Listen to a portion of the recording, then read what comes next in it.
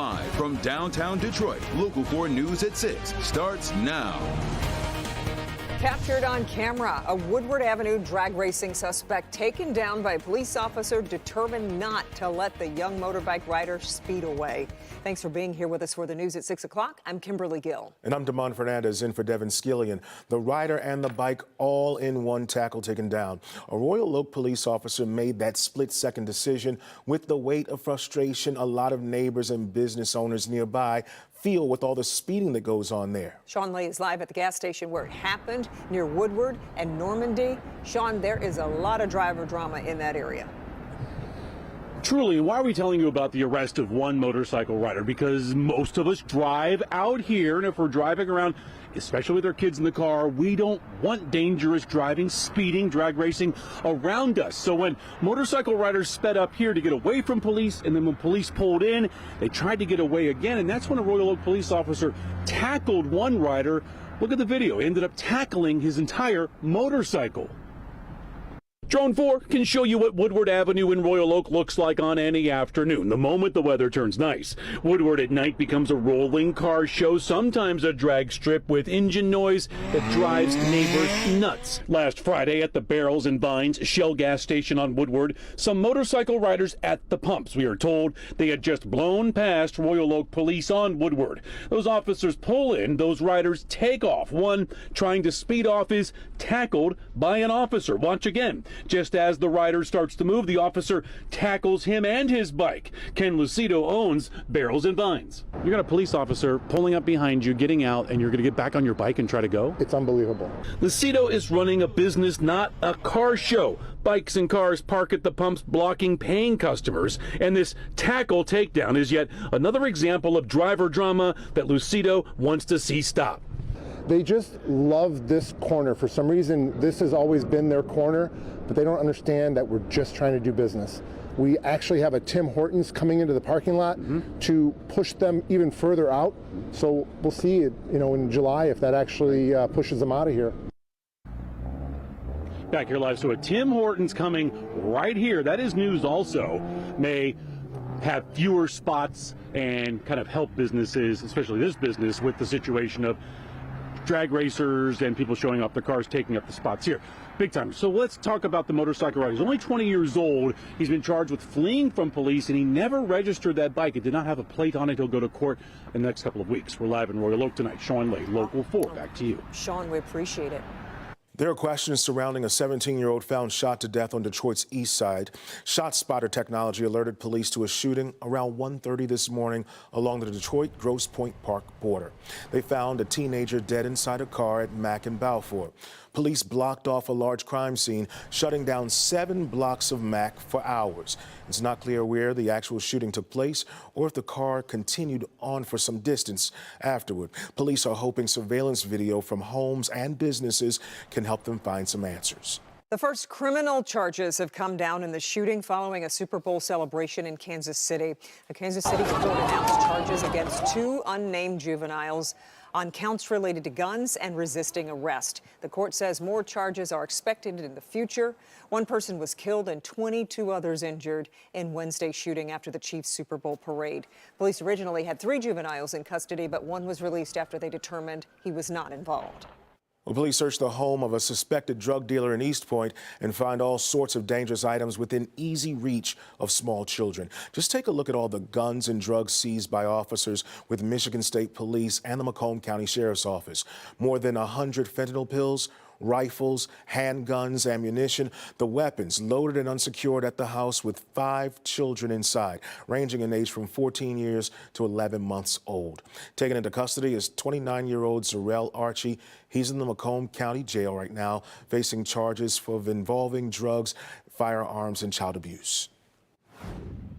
All right, 2 Thursdays ago, February 8th, about 2:50 a.m., a heist at an urban farm in Detroit. The owner discovering later that morning 3 specially trained animals, a sheep, a goat, and a bull, were gone. I just don't want anything bad to happen to him. I just want him to come home safe, I mean, I raise them all since they're little babies. You know what it's like to raise a little baby? You can really get attached to them, Well, it's been a week full of worry at Pingree Farms, but this morning, Jimmy Mack got the phone call he'd been waiting for. Priya Mann has this update. It was a welcome wake-up call this morning.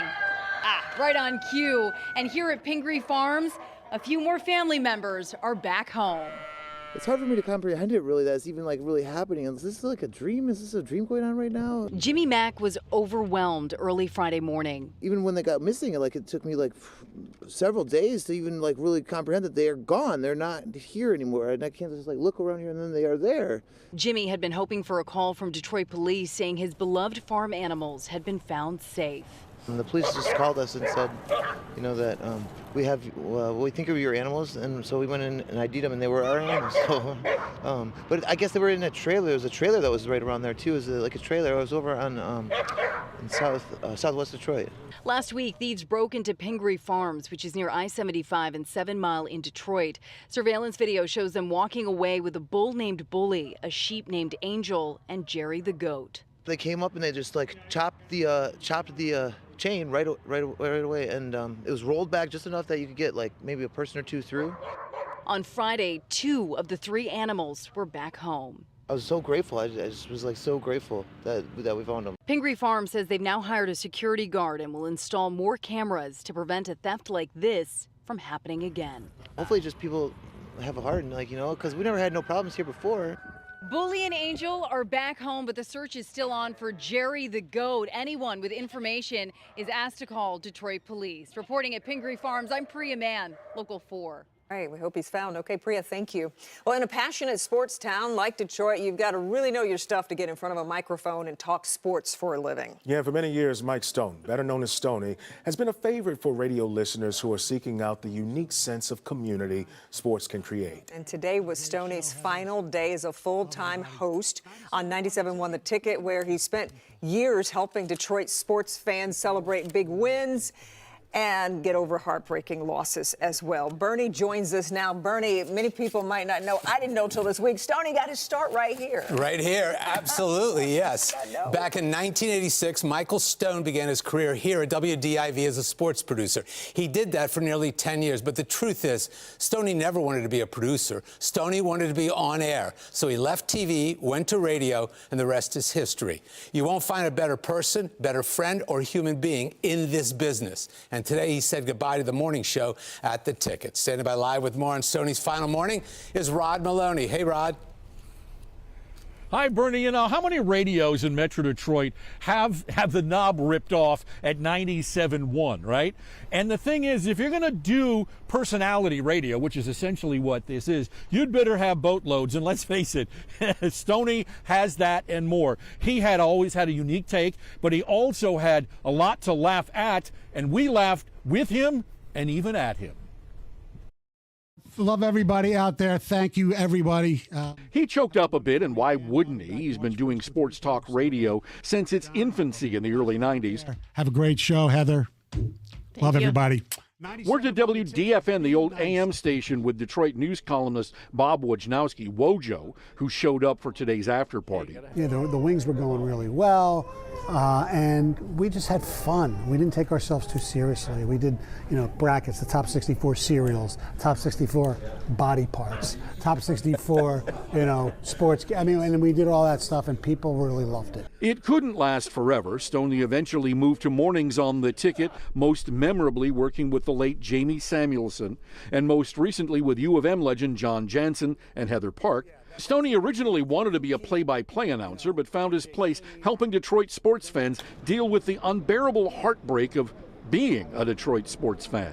People, when you especially had a lot of bad teams, like when the Lions have mostly been bad for most of people's lives up until this year where they're great, people needed a place to vent, and that's what we were.